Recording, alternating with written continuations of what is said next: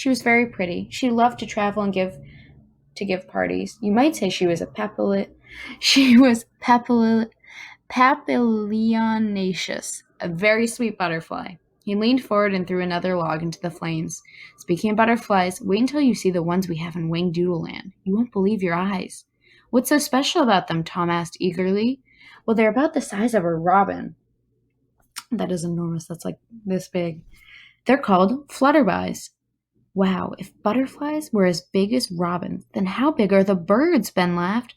Well, one bird is quite big, replied the professor, and I can't wait for you to meet her. She's the whiffle bird. She's quite wonderful and very, very beautiful. She'll be a good friend to us in Whangdoodle Land, for she loves company, although she is shy and easily frightened. Now we'd better continue our lessons, or you'll never get to see her at all. Ben, throw me one of those Throw me one of those ginger ale bottles. This wood smoke is making me thirsty. Ben took a bottle from the picnic basket and handed it to the professor, who proceeded to shake it violently. Watch out, he said with a grin, and unscrewed the cap. A fountain of ginger ale shot into the air. The children screamed with delight. I haven't done that since I was a boy, said the professor wickedly. My word, look at those bubbles. Hold the bottle up to the light. It's like a waterfall, only falls up instead of down. Lindy said the bubbles are like tiny crystal beads. How do they get in there? That's the carbonation, replied the professor. What's carbonation? Adding carbon dioxide to liquid. Since gas is lighter than liquid, the bubbles arise. See? He held the bottle close to his ear. Listen, they make a nice hissing sound. Lindy took the bottle and listened. Her face registered surprise. Oh, it goes up. The noise goes up. The professor said, you must practice the art of listening. It will be the most important when we get to Whangdoodle Land. Do you ever lie in bed and count all the things you can hear? I do, said Tom. I can hear Mom in the kitchen in the morning, and Ethel using the vacuum cleaner, and cars and airplanes and birds. It's nice. Trouble is, I never want to get up. Listen to the noises right now, said the professor. The children were silent. They heard the rain, a bird calling out in the wood, the fire crackling. I'd like to try an experiment, said the professor. I want you all to close your eyes and keep them closed until I say you can open them. Now I want you to tell me what you can smell. For instance, I want you to smell the smoke from the fire. Yes, chorused the children. Okay, can you smell the dampness and the rain?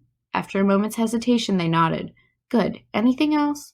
Tom kept his eyes tightly closed and concentrated. It smells dusty in here, like hay. Good boy, said the professor.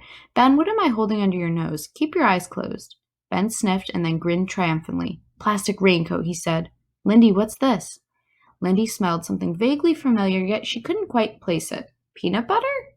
Terrific, said the professor. All right, Tom, keep your eyes closed. What's this? Banana. And this? Tom sniffed. I'm not quite sure now. Can't you smell toasted marshmallow? The boy hesitated. I'll hold it closer, Tom. Can you smell it now? Yes, I can. Let me smell, cried Lindy. That smells good. What about you, Ben? Do you smell it? That's funny, I don't. Quite sure? Ben tried again. Yes, quite sure. Well, very well. You may open your eyes, said the professor. Ben looked around. I don't see a marshmallow. Because there wasn't one, replied the professor. But I smelled it, cried Tom. I really did. I know, I'm delighted. It means you're beginning to make your imagination work for you. I wish I could have smelled it, said Ben wistfully. You will, Ben. Your turn will come. The professor began to pack what was left of the picnic into the basket. I think we'd better start heading for home. We've quite a ride in front of us, and I don't want to be out after dark without lights. Ben, pour this ginger ale on the fire, will you? The children reluctantly helped the professor to tidy up. They donned their raincoats and walked outside to their bicycles. I wish we weren't going, said Lindy with a backward glance at the barn. We'll come again another day. The professor looked up at the sky and drew in a deep breath of the rain-fresh air. I think it's going to clear up. He paused and watched a large bird fly silently across the field toward the wood. Look, it's probably going to roost for the night. How I'd love to be a bird. A wiffle bird? Asked Tom with a grin. The professor chuckled. No, I'd settle for being a skylark, or maybe a kestrel.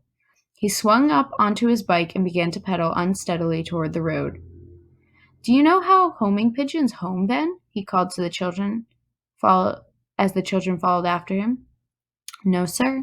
It's probably vision, and it's thought that dolphins use vision above water and guide themselves by the stars. He swerved to avoid a chuckle. Amazing, isn't it? Lindy brought her bike alongside the professor's. You know so much, she said. Don't you sometimes feel bewildered when you think of the millions of things that put life together? The professor smiled. I'm not bewildered. I'm filled with the deepest awe and wonder. The miracle is in the complexity in all works. He bumped through a puddle and was drenched with water. Oh, fiddlesticks! I'll never get the hang of this contraption. For the rest of the journey he grumbled and swore at his bicycle. This kept the children in fits of laughter, which was his intention, since it took their minds off the long ride home. And we are heading into part 2. Capture. What an ominous or mysterious title.